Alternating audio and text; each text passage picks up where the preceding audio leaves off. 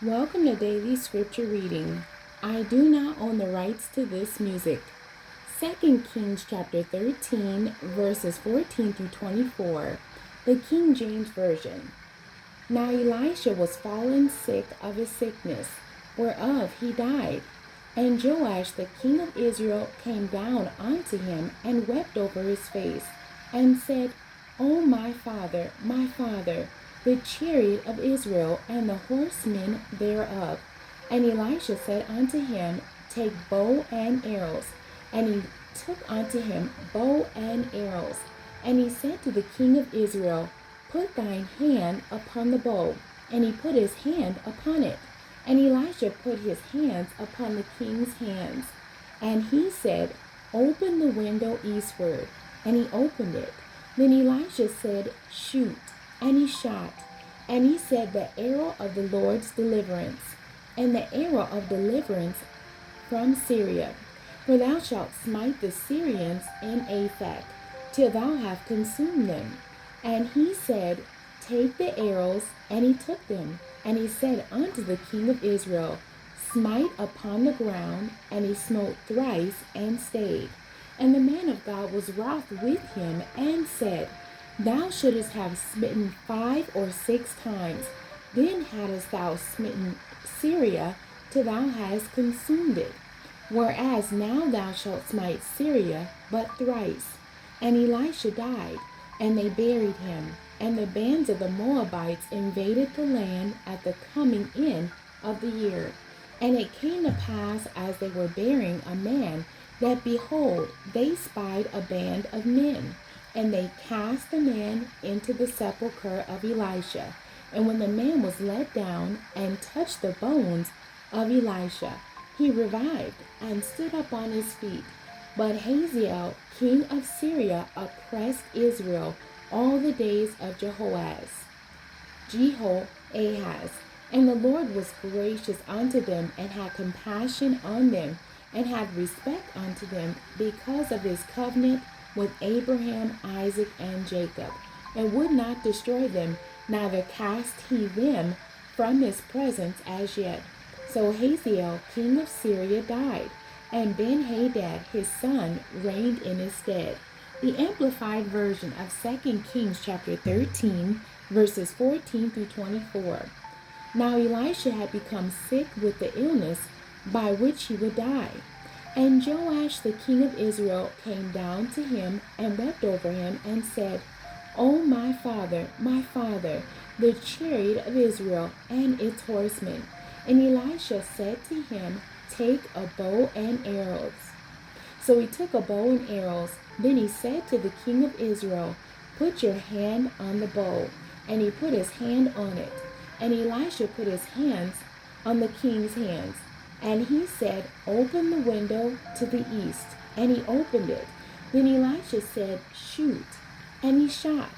And Elisha said, The Lord's arrow of victory, the arrow of victory over Aram, Syria. For you will strike the Arameans in Aphek, until you have destroyed them. Then he said, Take the arrows. And he took them. And Elisha said to the king of Israel, Strike the ground. And he struck it 3 times and stopped. So the man of God was angry with him, and said, You should have struck 5 or 6 times. Then you would have struck down Aram until you have destroyed it. But now you shall strike Aram only 3 times.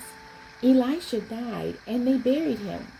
Now marauding bands of Moabites would invade the land in the spring of the year. And it happened that as a man was being buried on an open bier, they saw a marauding band coming, and they threw the man into Elisha's grave. But when the body of the man was being let down and touched the bones of Elisha, he revived and stood up on his feet. Hazael, the king of Aram, oppressed Israel all the days of Jehoahaz. But the Lord was gracious to them, and had compassion on them, and turned toward them for the sake of his covenant with Abraham, Isaac, and Jacob. And he was unwilling to destroy them, and did not cast them from his presence until now. Hazael, king of Aram, Syria died. Ben-Hadad, his son, became king in his place.